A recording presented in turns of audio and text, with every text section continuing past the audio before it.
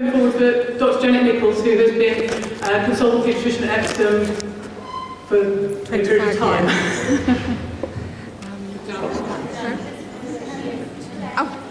Oh, apologies, sorry.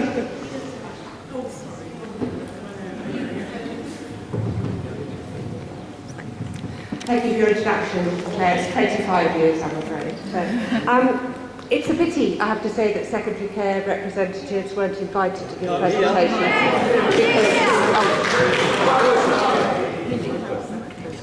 I said it's a pity that secondary care representatives weren't invited to give presentations, because that might have cut down a lot of the questions and actually been able to give us proper responses.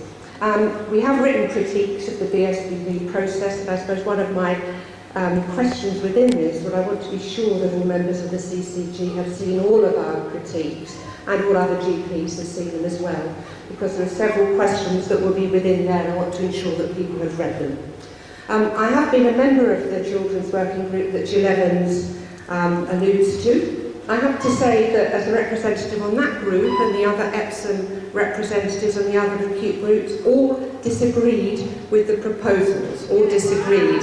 But they were in the minority, so they were ignored, but they didn't feel the proposals were appropriate for Epsom. And the main concerns were the actual astonishing lack of evidence that stood up to minimal scrutiny. And our review of the evidence is in the documents that the CCG have.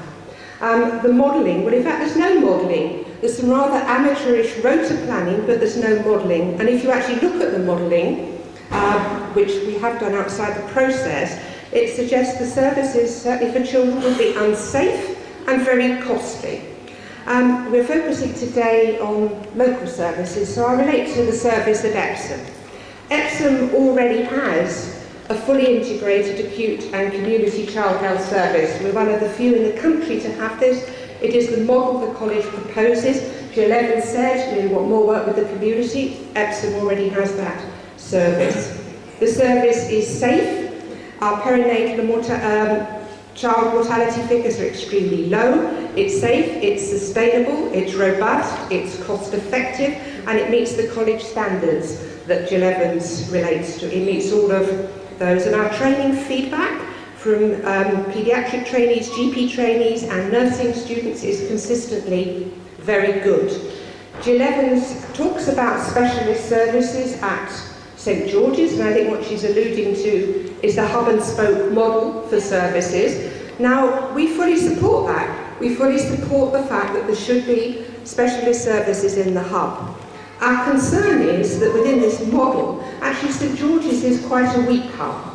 It doesn't have all the specialist services it might have, and some of those it has are single-handed practitioners without sufficient beds. So we do have to use the specialist services of other centres. What we would fully support is George's developing its specialist services so we could get the children in that we need to. However, what St George's are doing in this model is strengthening their hub by pulling out the spokes of the wheel and stuffing them in the hub. Now, if you look at the wheel working, you will see that the hub won't function as the hub. There won't be any beds for the specialist children, and the wheel will collapse without the spokes. So we're very much against that as a proposal the way forward. If the plan goes ahead, and I think it's important to see what would happen, the specialists you do have at Epsom providing the secondary care will be pulled into providing the services in the London hospitals. Sorry, Dr. Nicholls, I'm very conscious of time. I've been finished. Thank you. They won't be there at Epsom to look after the sick children that arrive in the urgent care centre.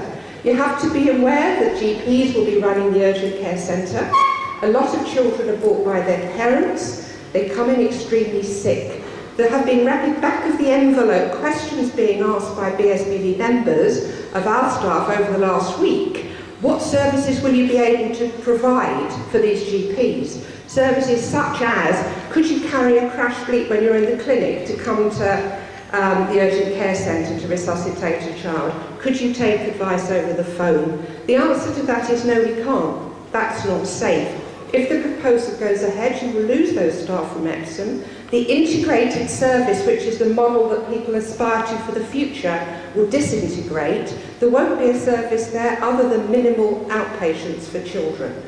And I think from that point of view, we don't see that we can support this going forward in any way.